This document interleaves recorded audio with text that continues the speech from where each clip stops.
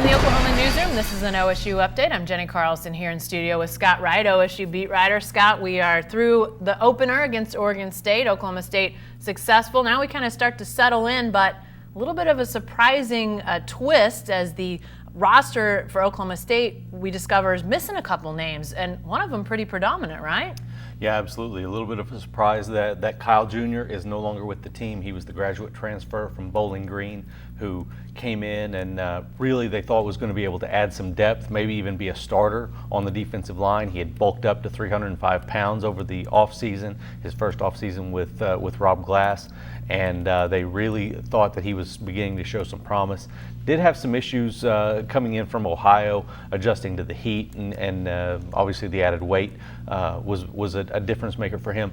But he was becoming more acclimated and starting to show some progress here in the last couple of weeks. Did not travel with the team to Oregon State, and now no longer with the team. The other player, LaMarcus Morton, backup cornerback, redshirt sophomore who hadn't been on the field, would have been a guy candidate for some special teams work potentially, but looks like he's just going to move on with his career. You know, if you'd have said maybe a month ago that Kyle Jr. is not going to be on this team, a couple weeks into the season, I might have said, danger, danger. This does not look good. After the Oregon State opener, obviously that's not the best team you're going to play all year, but I didn't think the defensive line performed poorly, and they were without Israel Antwine, who got left behind because of some lingering injury issues. Where does this leave that defensive line, though, Scott? What's your feeling now about going forward without a guy that we thought might be a starter? Yeah, that's a big deal because they had to play a true freshman in Jaden Jernigan, a 6 foot, 300-pound guy who they do like. He was here in January, had a good spring, but that's a really tough position to throw a true freshman in there.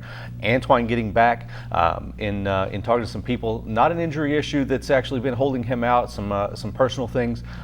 His return is a little still up in the air. We'll see what happens with that, but Mike Gundy feels like there's a chance he could be back this week, so we'll see what happens there. They really could use him to boost that depth because they were asking a lot of the guys that they were putting out there. There were times when they had all either true freshmen or redshirt freshmen on the field on the defensive line, with Samuel Halamaka getting involved and some other guys like that. So they're really asking a lot of some really young guys at this point. Brendan Evers and Cameron Murray played really well as the starters and did a lot of things well. So the defensive line, while it's not as big a concern maybe as we thought, still a work in progress and still some depth issues that they've got to resolve.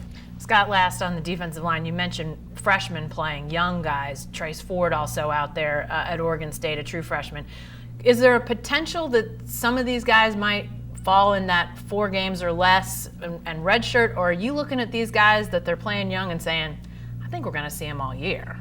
Yeah, in terms of Jaden Jernigan and Trace Ford, I think those guys are going to be there all season. I think Jernigan, by the time you get to that 4-game mark, he's going to be so much further developed than what he was last Friday against Oregon State, that he's going to be a guy you feel like you need. He can do so many different things. They played him in some of their 3-man fronts as an end type player. Did a lot of different things that they really like what he can do. And Trace Ford, his speed is such a difference maker that Jim Knowles just loves what this guy can do on the field, and I think that he's only going to get better and more comfortable in the role that he's in. He's being asked to do a lot of different things. He's in that Jordan Brailford position from a year ago where he'll line up at middle linebacker, he'll line up as a stand-up end, kind of a little bit farther off of the ball, or in a traditional defensive end spot, and he can play all of those well and use his quick first step, his closing speed, and really be an impact player. We saw that with getting in the quarterback's face really early on in his time on Friday, knocked down a couple of passes at the line of scrimmage. So this is a guy that can be an impact player going forward, even as a third string guy behind Brock Martin and Mike Scott. They feel like he's got enough of an impact for it to be worth him playing all the way through the season. Don't often see those freshmen starting on the line or playing on the defensive line at all. So we'll see how that defensive line looks on Saturday night. McNeese State in Stillwater for the Cowboys home opener, 6 o'clock kick. We'll be there, so be sure to stay with the best coverage team anywhere at Oklahoman.com and every day in the Oklahoman.